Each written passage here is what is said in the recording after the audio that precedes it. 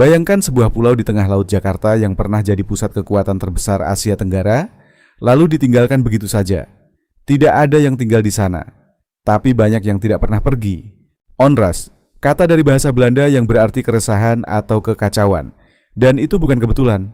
Pulau ini dijuluki Pulau Kapal, Pulau Keresahan, bahkan ada yang menyebutnya Pulau Setan oleh nelayan setempat. Terletak di gugusan Kepulauan Seribu, sekitar 14 km barat Laut Pusat Jakarta. Sejak 1615, VEOC menjadikan Pulau Onrus sebagai galangan kapal dan dok perbaikan armada laut terbesar di Asia Tenggara. Ratusan kapal perang dan dagang diperbaiki di sini. Disinilah mesin penjajahan diisi bahan bakarnya. Ribuan pekerja paksa, budak dan tahanan dipekerjakan. Tapi semuanya berubah ketika bencana demi bencana menghantam pulau ini.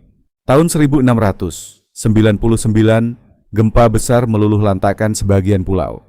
Lalu 1800, Inggris menyerang dan membakar fasilitas VOC.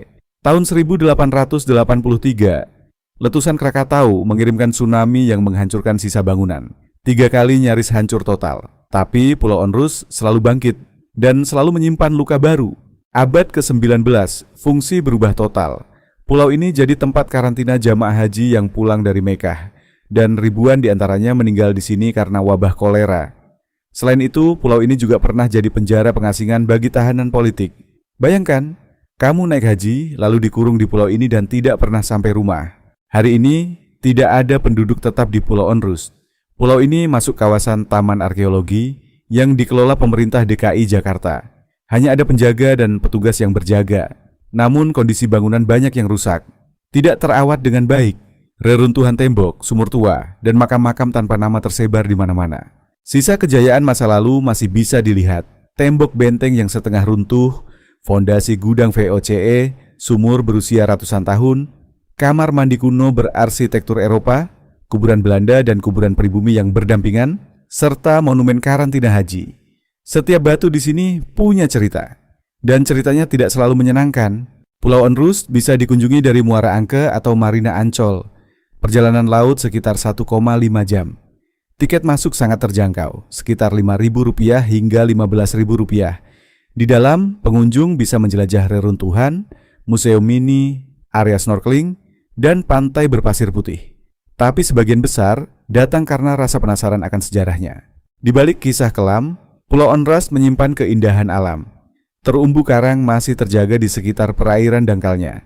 Berbagai jenis ikan tropis, penyu, bahkan lumba-lumba sesekali terlihat. Mangrove tumbuh subur di pesisir. Alam seperti sedang menyembuhkan luka-luka yang ditinggalkan sejarah. Nelayan sekitar sering menceritakan suara tangis di malam hari dari arah pulau. Ada yang mengaku melihat sosok berpakaian putih berjalan di antara reruntuhan. Beberapa pengunjung melaporkan kamera atau ponsel tiba-tiba mati saat di dekat kuburan tua.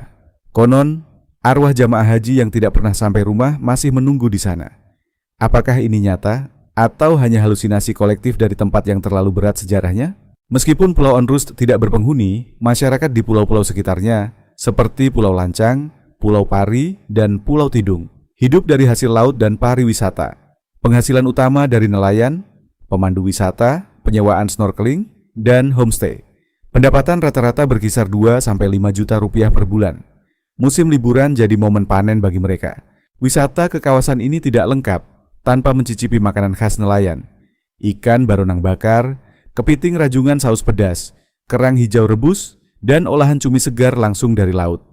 Jangan lupa kelapa muda langsung dari pohonnya. Sederhana, tapi segar dan autentik. Harga makanan sangat terjangkau, mulai Rp15.000 hingga Rp50.000 per porsi. Keunikan Pulau Onrus, satu-satunya situs arkeologi bawah air aktif di Indonesia. Ada tradisi sedekah laut yang masih dijalankan masyarakat sekitar setiap tahun, melarung sesaji ke laut sebagai rasa syukur dan tolak bala. Biaya hidup di kawasan ini sangat rendah. Kebutuhan pokok harian bisa dipenuhi dengan Rp30.000 sampai Rp50.000.